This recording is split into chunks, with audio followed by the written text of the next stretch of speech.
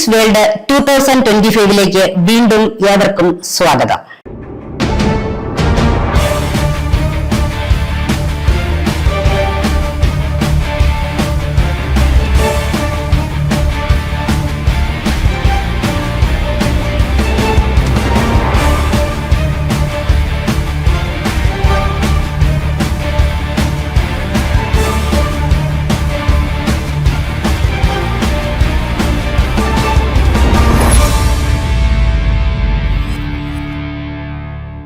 കൗമാര യൗവന ഭേദമില്ലാതെ ലഹരിയുടെ പിടിയിലമരുന്ന ജീവിതങ്ങളുടെ കഥനകഥകൾ മാത്രമല്ല, കൈപ്പേറിയ യാഥാർത്ഥ്യങ്ങൾ നാം നിത്യേന കണ്ടുകൊണ്ടിരിക്കുകയാണ്.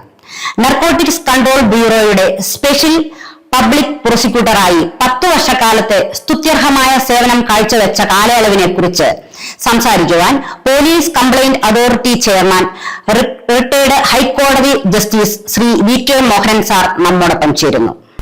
നാർക്കോട്ടിക് കൺട്രോൾ ബ്യൂറോയുടെ ഹൈക്കോടതിയിലെ സ്പെഷ്യൽ പബ്ലിക് പ്രോസിക്യൂട്ടർ എന്ന നിലയ്ക്ക് 10 വർഷക്കാലത്തെ ഒരു അനുഭവം, അതാണ് പ്രധാനമായിട്ടും പങ്കുവയ്ക്കാനുള്ളത്.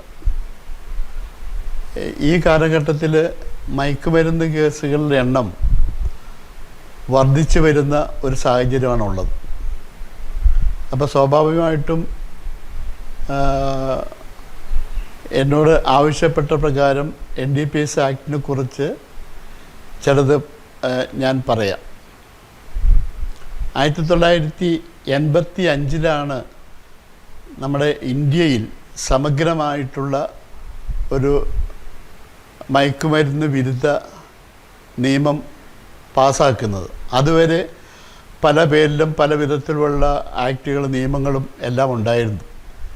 85 സമഗ്രമായിട്ട് narcotic drugs and psychotropic substance act 1985 എന്ന നിലയ്ക്ക് ഒരു ആക്ട് വരുന്നത്. ഈ ആക്ട് വരുന്ന അവസരത്തിൽ അത് ഏതൊരു നിയമത്തിൻ്റെയും ഒരു പശ്ചാത്തലം അതാലോ. ഒരു നിയമം പുതുതായിട്ട് കൊണ്ടുവരുന്ന അവസരത്തിൽ അതിൻ്റെ പ്രാക്ടിക്കൽ എക്സ്പീരിയൻസ് ലഭിക്കുന്നത് വരെ, പ്രാക്ടിക്കൽ എക്സ്പീരിയൻസ് എന്ന് പറയുമ്പം പല ഘട്ടങ്ങളിലായി പല പ്രൊഫഷനുകളുമായി ബന്ധപ്പെട്ട് ഇതിൻ്റെ എൻഫോഴ്സ്മെൻറ്റ് ഏജൻസിക്ക് കിട്ടുന്ന എക്സ്പീരിയൻസ്, ആ എക്സ്പീരിയൻസിലൂടെ ആയിരിക്കും ഇന്നലെ ബുക്ക് ചെയ്ത ഒരു കേസിൽ ഉണ്ടായിട്ടുള്ള പാകപ്പിഴ അടുത്ത കേസിൽ ഇല്ലാതെ ശ്രദ്ധിച്ച് പൂർണ്ണമായും നല്ല രീതിയിൽ അതിൻ്റെ നടപടികൾ പൂർത്തിയാക്കുവാൻ ഈ എൻഫോഴ്സ്മെൻറ്റ് ഏജൻസിക്ക് കഴിയുന്നത്. ഇപ്പോൾ ഈ 1985 കൊണ്ടുവന്ന നിയമത്തിൻ്റെ ഇതുവരെയുള്ള പ്രവർത്തനത്തിൻ്റെ ഭാഗമായി ഇപ്പോൾ നിയമം ഏറെക്കുറെ സെറ്റിൽഡാണ്. ഇത് നാർക്കോട്ടിക് കൺട്രോൾ ബ്യൂറോ അന്വേഷണം അത് സ്റ്റേറ്റ് പോലീസിന് ആകാം, സ്റ്റേറ്റ് എക്സൈസ് വകുപ്പിനാകാം, അതുപോലെ തന്നെ സെൻട്രൽ ഗവൺമെൻറ്റിൻ്റെ പല ഏജൻസീസ് പിന്നെ റവന്യൂ ഇൻ്റലിജൻസ് ഉണ്ട്. അങ്ങനെ പല സെക്ഷൻ 42 പ്രകാരം ഓതറൈസ് ചെയ്തിട്ടുള്ള ഏതൊരു ഏജൻസിക്കും ഈ വകുപ്പ് പ്രകാരമുള്ള കുറ്റകൃത്യങ്ങൾ തടയുവാൻ ആവശ്യമായ നടപടി എടുക്കുവാനുള്ള അധികാരമുണ്ട്. അപ്പം ഈ ഓരോ മേഖലയിലും ഏത് ഒരു ഏജൻസിയാണോ ഇതിൽ നടപടി എടുക്കേണ്ടത് അവർ പാലിക്കേണ്ട ചില നിയമപരമായിട്ടുള്ള നിബന്ധനകളുണ്ട്. ആ നിബന്ധനകളിൽ ഏതെങ്കിലും ഒന്നിൻ്റെ ഒരു പിശക് വരുന്ന അവസരത്തിലാണ് ഒരു പ്രതി രക്ഷപ്പെട്ടു പോകുന്നത്.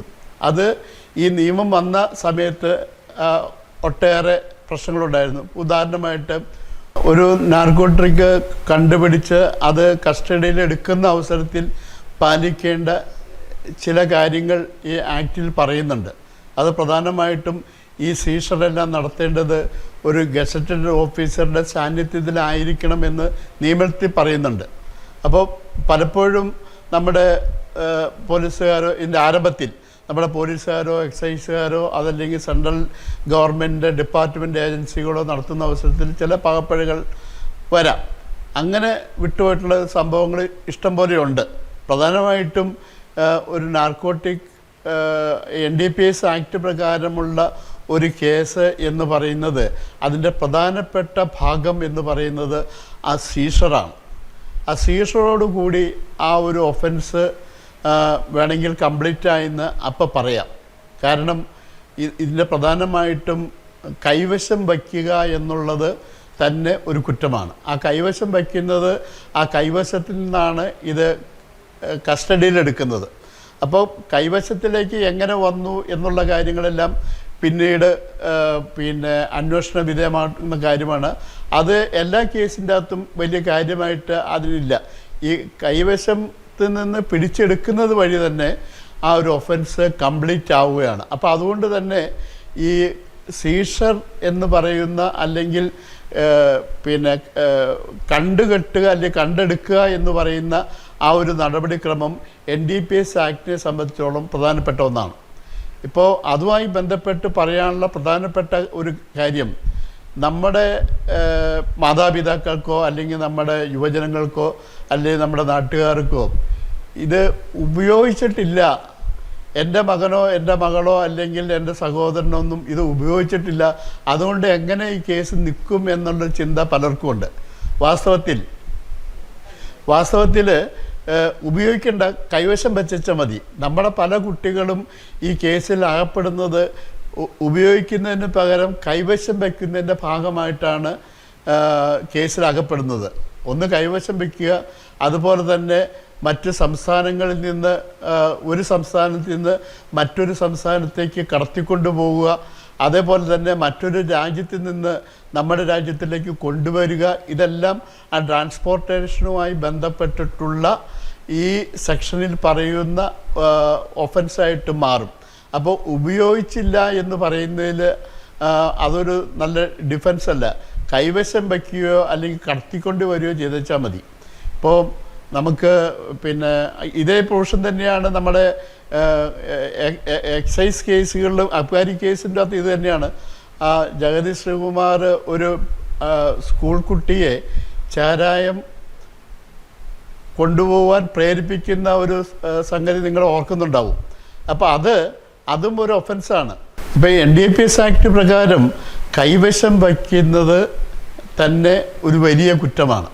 അത് നമ്മുടെ ഇന്നസെൻ്റായിട്ടുള്ള കുട്ടികൾ, സ്കൂൾ കുട്ടികൾ, അത് LPS ആണെങ്കിലും UPS ആണെങ്കിലും ഹൈസ്കൂളാണെങ്കിലും കോളേജാണെങ്കിലും അവരറിയാതെ അവരുടെ കൈവശം ഈ സാധനം എത്തുകയാണ്. അപ്പോൾ അവരുടെ കൈവശത്തു നിന്ന് പിടിച്ചു കഴിഞ്ഞാൽ പ്രഥമദൃഷ്ട്യാ അയാൾ കുറ്റക്കാരനാണ്. ആ ഒരു സീസർ എഫക്റ്റീവായിട്ട് ഇത് കസ്റ്റഡിയിൽ എടുത്തു കഴിഞ്ഞാൽ അത് ആരുടെ കൈവശത്തു നിന്നാണോ ഇത് കണ്ടെടുക്കപ്പെടുന്നത് അയാൾ കുറ്റക്കാരനാവും. അപ്പം പിന്നെ അതിൻ്റെ അകത്തുള്ള പ്രശ്നം ഇതെങ്ങനെ വന്നു എങ്ങനെയെന്നുള്ളതൊക്കെ അതൊക്കെ കേസായതിനു ശേഷമേ പറ്റുള്ളൂ. കാരണം ഈ കേസിൽ പെട്ടുകഴിഞ്ഞാൽ ആ സെക്ഷൻ 37 പ്രകാരം ആണെന്ന് തോന്നുന്നു, ഞാൻ കൃത്യമായിട്ട് ഓർക്കുന്നില്ല, ഈ 2 കാര്യങ്ങൾ സ്ഥാപിക്കപ്പെട്ടെങ്കിൽ മാത്രമേ ജാമ്യം കിട്ടുള്ളൂ.